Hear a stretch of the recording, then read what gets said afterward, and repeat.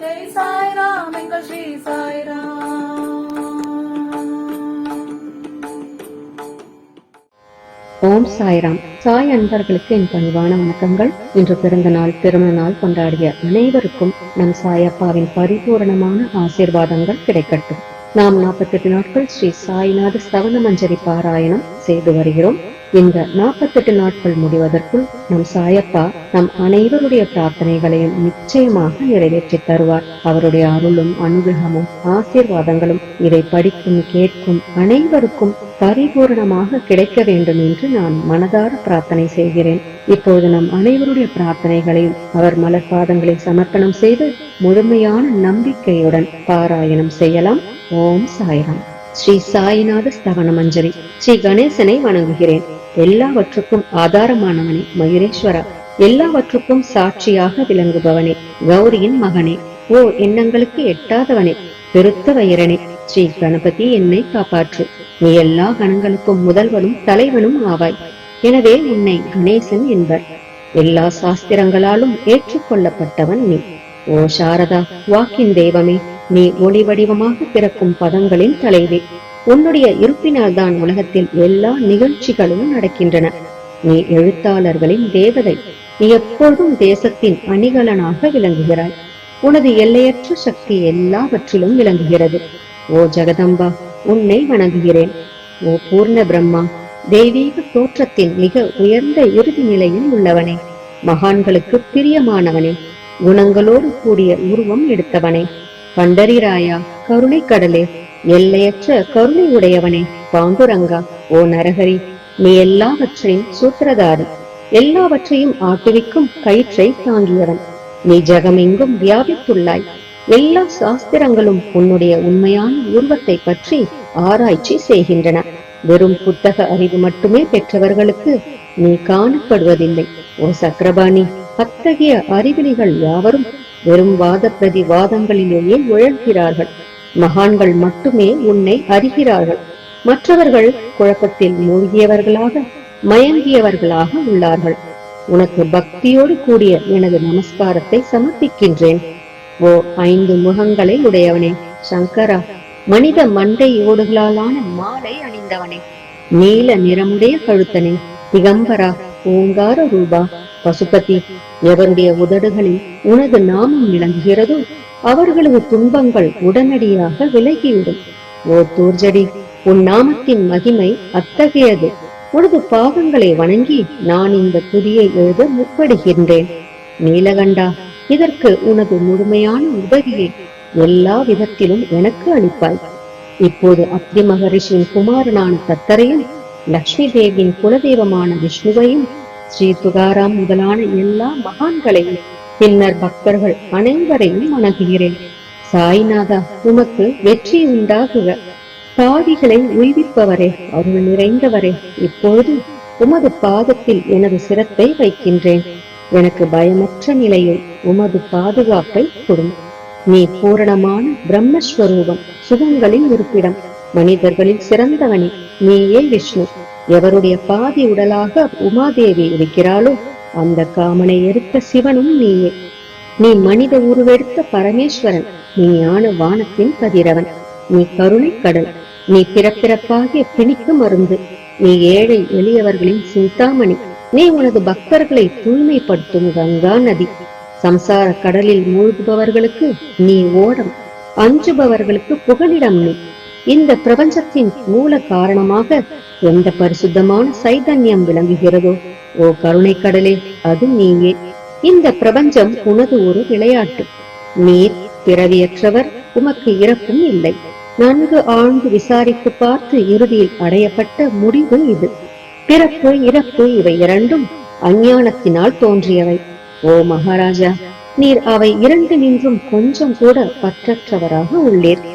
நீர் ஓடையில் வெளிப்பட்டது என்றால் அது அங்கேயே தோன்றியதாக ஆகுமா? முன்பே நீர் நிரம்ப உள்ளது, உள்ளே இருந்து வெளியே வந்தது, அவ்வளவே. படுகையில் நீர் வந்த பொழுது அதற்கு ஓடை என்று பெயர் ஏற்பட்டது. நீர் இல்லாவிடில் அது வெறும் படுகையே. பெருகுவது வற்றி விடுவது பற்றி நீர் சற்றும் பொருட்படுத்துவதே இல்லை. நீர் படுகைக்கு கொஞ்சமேனும் முக்கியத்துவம் அளிப்பதில்லை. படுகை மட்டும் நீர் நிறைந்துள்ள போது பெருமை கொள்கிறது, நீர் வற்றும் போது மிகவும் வருந்தும் நிலையை அடைகிறது. மனித உடல் நீர் படுகை போன்றது. சுத்த சைதன்யமே பரிசுத்தமான நீர் ஊற்று. நீர் படுகைகள் எண்ணற்றவை. இருப்பினும் நீர் மட்டும் வேறுபடுவதில்லை.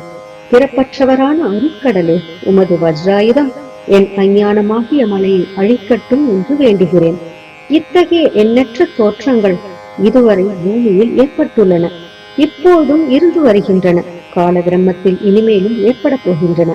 அந்த ஒவ்வொரு தோற்றத்துக்கும் ஒரு தனி பெயரும் குலமும் கிடைக்கிறது. அதன் மூலம் உலகத்தில் அவற்றை பிரித்து அறிகிறார்கள். சைதன்யத்தை பொறுத்தவரை நான் நீ என்று கூறுவது பொருந்தாது. இருமை என்பதே எங்கு இருப்பதற்கு இடமில்லையோ அதே உண்மையில் சைதன்யம் எனப்படுவது. மேலும் உண்மையில் சைதன்யம் பிரபஞ்சம் முழுவதையும் வியாபித்து உள்ளது. பின் நான் நீ என்ற பாவனை எவ்வாறு பொருந்தும்? மேகத்திலிருந்து பிறக்கும் நீர் ஒரே தன்மையானது. பூமியின் மேல் இறங்கிய பிறகு அதற்கு பற்பல வேறுபாடுகள் ஏற்படுகின்றன. கோதாவரி நதிப்படுகையில் விழுந்த நீர் கோதாவரி என்று அழைக்கப்படுகிறது. கிணற்றில் விழுந்த நீருக்கு அத்தகைய மேன்மை இல்லை. மகான்களின் உருவமாகிய கோதாவரியில் உள்ள நீர் நீங்கள். நாங்கள் குளம், குட்டை, கிணறு போன்றவர்கள். நம்மிடையே உள்ள வேறுபாடு இதுவே. எங்களுடைய வாழ்வின் உண்மையான குறிக்கோளை அடைய நாங்கள் உங்களிடம் வர வேண்டும். எப்போதும் கரம் கூப்பி உங்களை சரணடைய வேண்டும். ஏனெனில் நீங்கள் புனிதத்தின் உறைவிடம். கோதாவரி நதிக்கு பாத்திரத்தினால், படுகையினால் புனிதம் ஏற்பட்டது. வெறும் நீரை மட்டுமே நோக்குவோமாகில் அது எங்கும் ஒரே விதமானது. கோதாவரி நதிப்படுகை புனிதம் வாய்ந்ததென்பது தீர்மானிக்கப்பட்ட உண்மை. அதனை தீர்மானிப்பதற்கு பூமியின் நல்லத்தன்மை, தீயத்தன்மை ஆகியவையோ உதவி செய்கின்றன என்பதை நோக்கவும். மேகத்திலிருந்து வந்த நீரின் புனிதத்தை எந்த பூமிபாகம் மாற்றவில்லையோ அந்த பாகத்தை சாஸ்திரம் அறிந்தவர்கள் கோதா என்று அழைத்தார்கள்.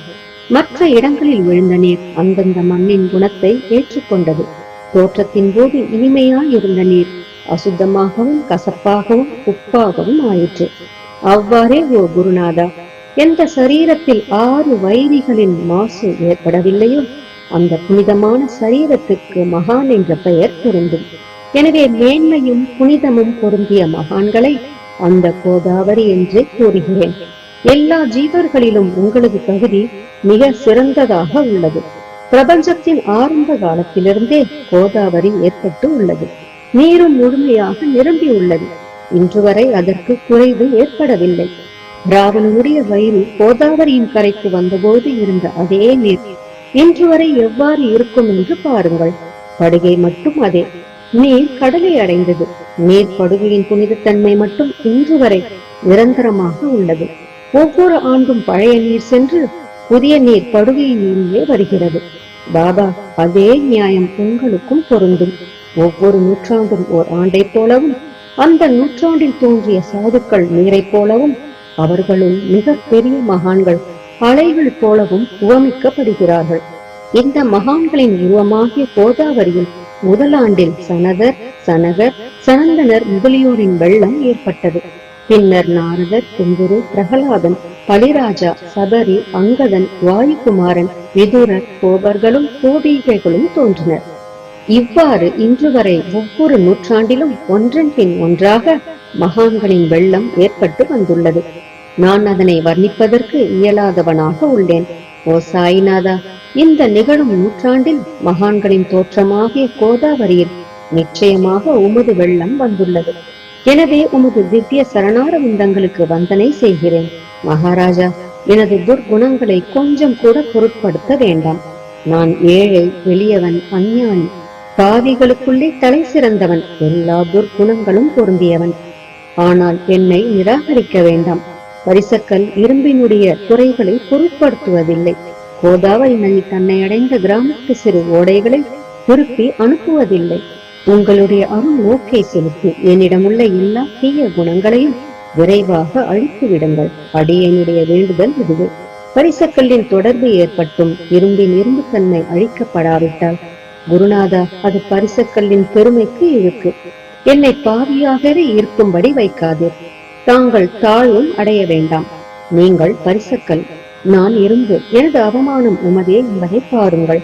குழந்தை எப்பொழுதும் தவறுகள் செய்கிறது, ஆனால் தாய் சினம் கொள்வதில்லை. இதை நினைவில் கொண்டு எனக்கு உங்கள் அருளாகிய பிரசாதத்தை அளிப்பீராக. ஓ சத்குரு சாய்நாதா, நீயே எனது கற்பகத்தரு. சம்சார சாகரத்தை கடக்க உதவும் சிறந்த படகு நிச்சயமாக நீயே. நீ காமதேனு சிந்தாமணி, நீ ஞான வானத்தின் கதிரவன், நீ நற்குணங்களின் பெரும் சுரங்கம், ஸ்வர்க்கத்திற்கு செல்ல உதவும் படிகளும் நீயே.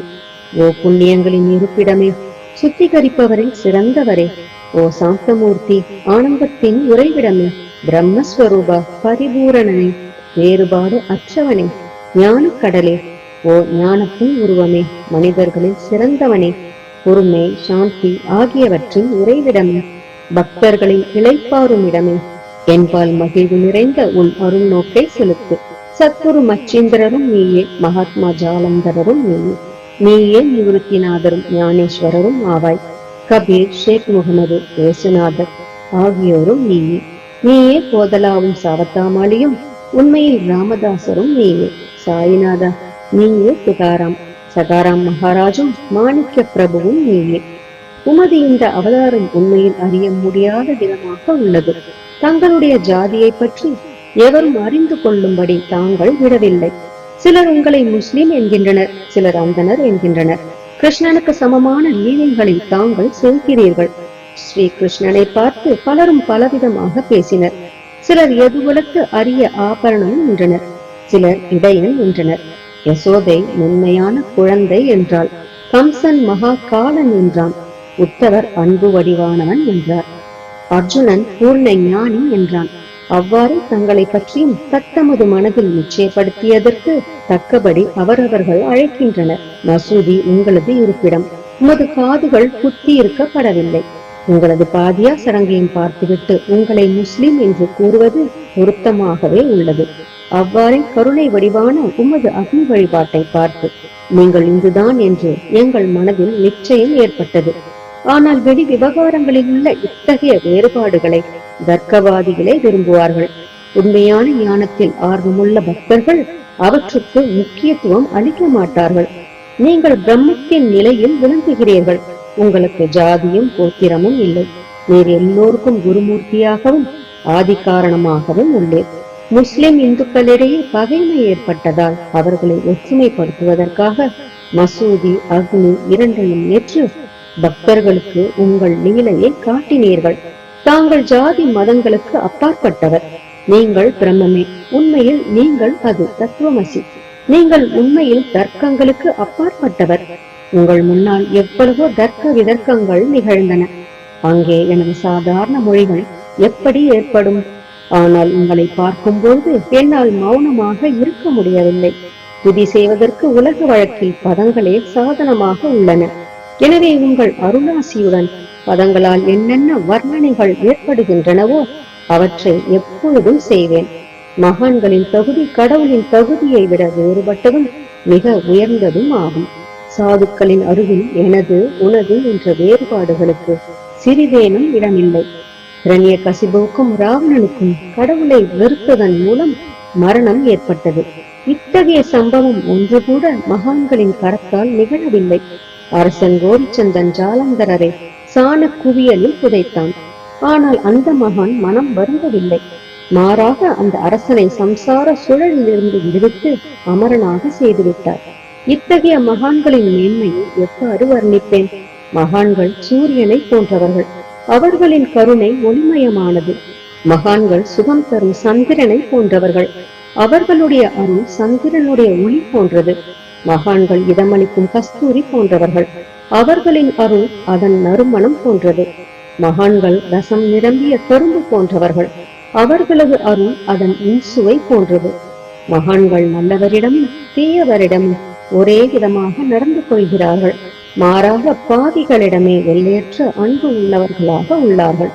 கோதாவரி நதியின் நீரில் அழுக்கடைந்த துணிகளே துவைப்பதற்காக வருகின்றன. சுத்தமானவை கோதாவரி நின்று வெகு தொலைவில் பெட்டியிலேயே தங்குகின்றன. பெட்டியில் வைக்கப்பட்டிருந்த அந்த துணியை ஒருமுறை கோதாவரியின் படுகையில் நன்றாக துவைப்பதற்காக வந்தது. இந்த உவமையில் பெட்டிதான் வைகுண்டம், நீங்களே கோதாவரி. நம்பிக்கையே படித்துறை, ஜீவாத்மாக்களே துணிகள், 6 வித விகாரங்களே அவைகளை பற்றியுள்ள அழுக்கு. உங்களது பாதார விந்தங்களை தரிசிப்பதே கோதாவரி ஸ்நானமாகும். எல்லா அழுக்குகளையும் போக்கி சுத்தப்படுத்துவதில் நீர் மிகுந்த சாமர்த்தியசாலி. சம்சாரத்தில் உழலும் ஜனங்களாகிய நாங்கள் மேலும் அழுக்கு படிந்தவர்களாக உள்ளோம். எனவே மகான்களின் தரிசனம் பெறுவதற்கு உரிமை பெற்றவர்கள் நாங்கள். கோதாவரி நதியில் நீர் நிரம்பி உள்ளது. படித்துறையில் துவைப்பதற்கான அழுக்கு துணிகள் உள்ளன. அவை அப்படியே துவைக்கப்படாமல் கிடந்தால் அது உண்மையில் கோதாவரிக்கு இழுக்கு ஆகும். நீங்கள் அடர்ந்த நிழலும் குளிர்ச்சியும் தரும் சிறந்த மரம். நாங்கள் உண்மையில் பாதசாரிகள். கதிரவன் தாபத்திரங்களாகிய வெயிலால் எங்களை சுட்டரிக்கின்றான்.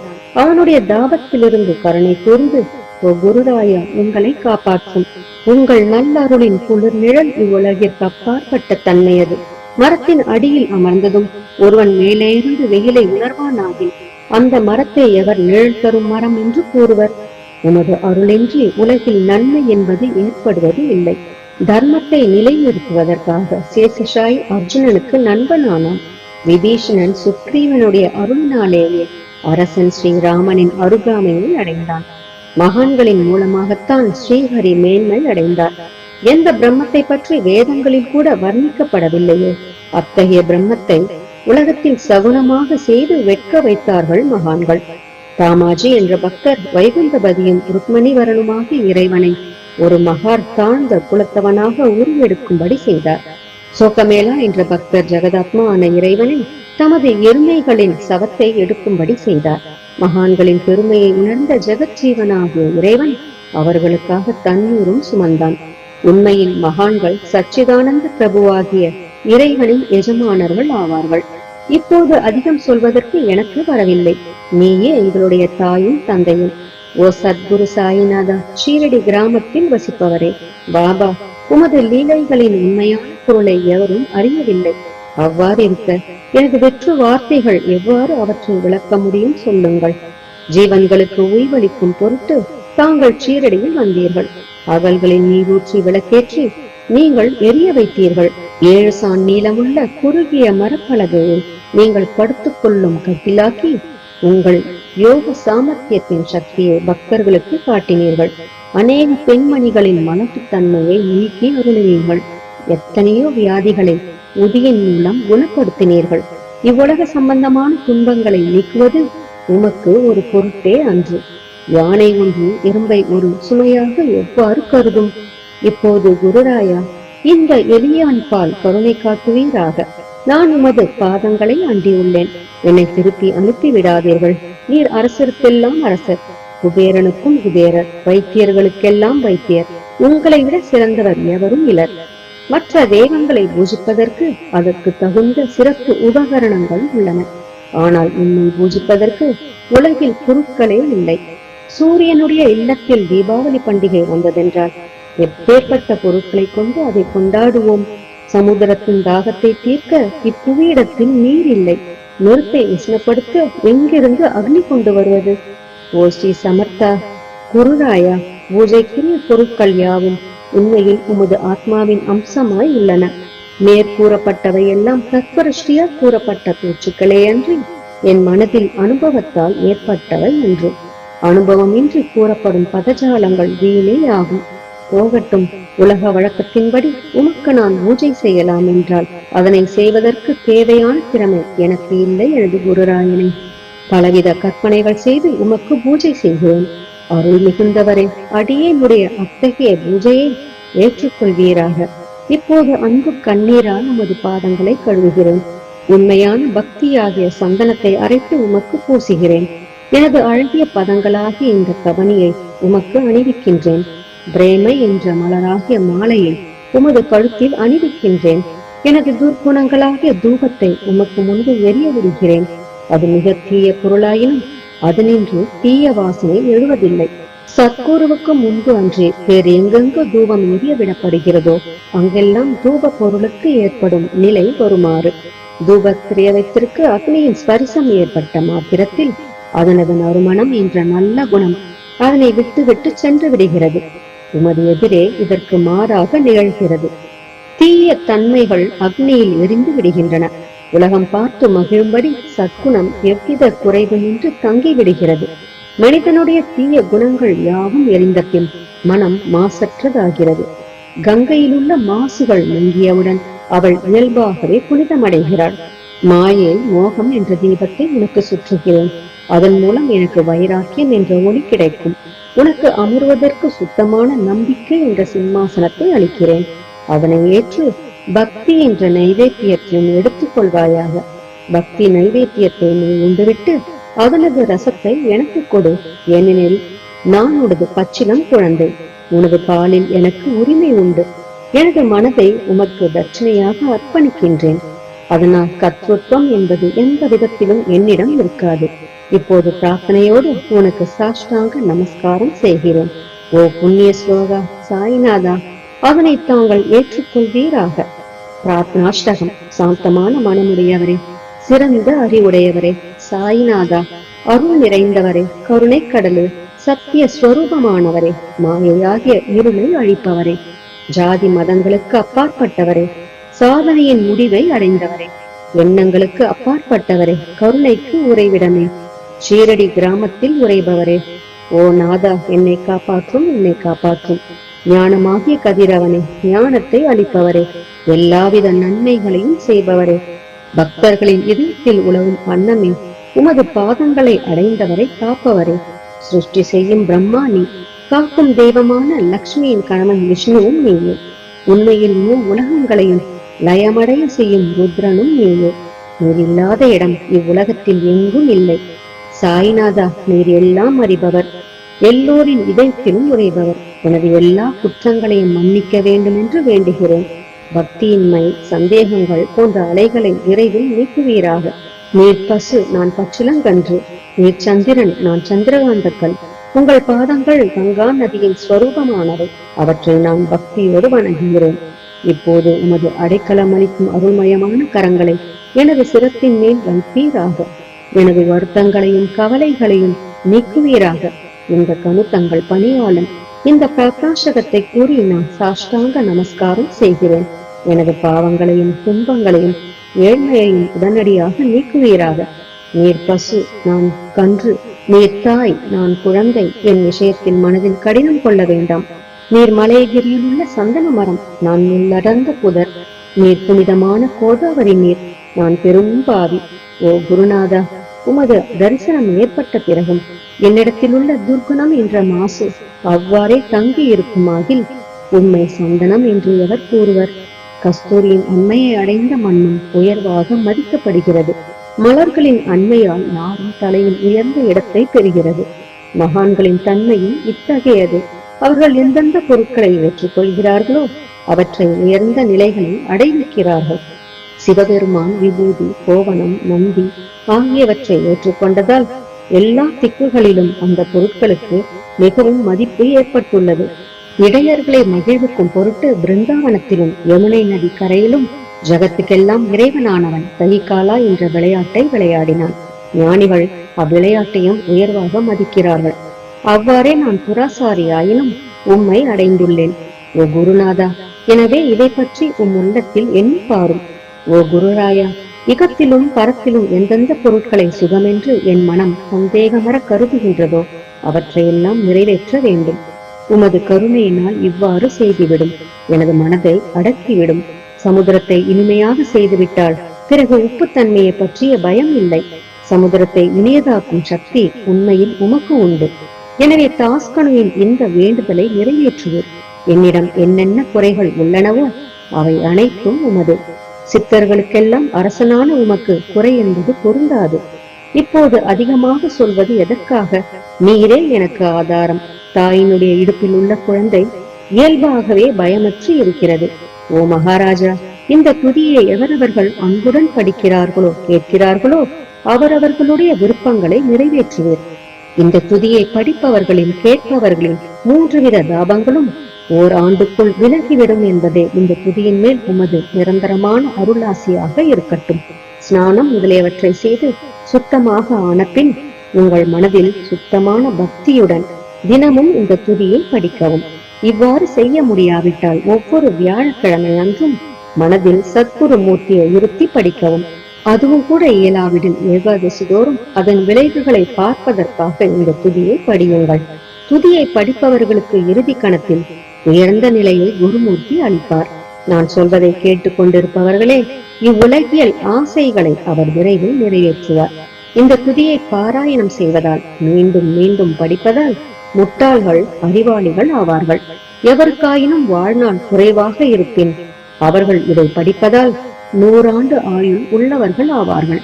இந்த துதியை படிப்பதால் செல்வத்துக்கு குறைவு இருந்தால் குபேரன் அவர்களது இல்லத்துக்கு வந்து பணி செய்வான். இது சத்தியம் என்று முன்னுரை உரைக்கின்றேன். சந்ததி அற்றவர்களுக்கு இந்த துதியை படிப்பதால் குழந்தை செல்வம் கிட்டும். இதனை படிப்பவர்களின் ரோகங்கள் முற்றிலும் நீங்கிவிடும். தினந்தோறும் இந்த துதியை பாராயணம் செய்வதால் பயமும் கவலைகளும் நீங்கிவிடும். மதிப்பும் மரியாதையும் உயரும். அறிவற்ற பிரம்மத்தை உணர்வார்கள். ஓ அறிவாளிகளே, உங்களது மனத்தில் இந்த துதியை பற்றி நம்பிக்கை கொள்ளுங்கள். தர்க்கங்கள், தவறான எண்ணங்கள் ஆகியவற்றுக்கு கொஞ்சம் கூட இடம் கொடுக்க வேண்டாம். ஷீரடி சேஸ்திரத்துக்கு யாத்திரை செல்லுங்கள். பாபாவின் திருவடிகளை மனதில் நிறுத்துங்கள். அவர் அனாதைகளின் உறவினர். பக்தர்களின் விருப்பங்களை பூர்த்தி செய்யும் கற்பகத்தரு. அவருடைய பேராணையினாலேயே இந்த துதியை எழுதினேன். இல்லாவிடில் பாமரனாகிய என்னால் இத்தகைய படைப்பு எவ்வாறு ஏற்பட முடியும்? சக ஆண்டு 1840 பாத்திரபதம் மாதம் சுத்தபட்சத்தில் கணேச சதுர்த்தி திதியன்று திங்கட்கிழமை 2வது பிரகரத்தில் புனிதமான நர்மதா நதி தீரத்தில் உள்ள மகேஸ்வரர் என்ற சேஸ்திரத்தில் ஸ்ரீ அகல்யா தேவி சந்நிதியில் ஸ்ரீ சாய்நாத ஸ்தான மஞ்சரி நிறைவடைந்தது. மகேஸ்வரம் என்ற புகழ்பெற்ற சேஸ்திரத்தில் இந்த துதி நிறைவடைந்தது. ஸ்ரீ சாய்நாதர் என் மனதில் புகுந்து ஒவ்வொரு பதத்தையும் என்னை கூற வைத்தார். தாமோதரன் என்ற சீடன் இந்த துதியை எழுதினான். தாஸ்கனுவாகிய நான் எல்லா மகான்களுக்கும் பணியாள். ஸ்ரீ சாய்நாத ஸ்தவன மஞ்சரி சம்சார சாகரத்தை கடக்க உதவட்டும். ஓ பாண்டுரங்கா, இதுவே தாஸ்கனுவின் பக்தி மிகுந்த பிரார்த்தனை. மங்களம் மங்களம் சிவமங்கலம். ஜெய் சாய்ராம். நம் சாயப்பாவின் பரிபூரணமான ஆசீர்வாதங்கள் அனைவருக்கும் கிடைக்க வேண்டும் என்று மனதார பிரார்த்தனை செய்கிறேன். அனைவரும் எல்லா நலன்களையும் பெற்று மிகவும் சிறப்பான, மகிழ்ச்சியான, நிம்மதியான, ஆரோக்கியமான வாழ்க்கை வாழ நம் சாயப்பா நம் அனைவரையும் ஆசீர்வதிக்கட்டும். ஜெய் ஜெய் சாய்ராம். ஜெய் சாய்ராம் எங்கள் ஸ்ரீ சாய்ராம். ஜெய் சாய்ராம் ஜெய ஸ்ரீ சாய்ராம். ஜெய் சாய்ராம் எங்கள் ஸ்ரீ சாய்ராம். ஜெய் சாய்ராம் ஜெய ஸ்ரீ சாய்ராம். ஜெய் சாய்ராம் எங்கள் ஸ்ரீ சாய்ராம்.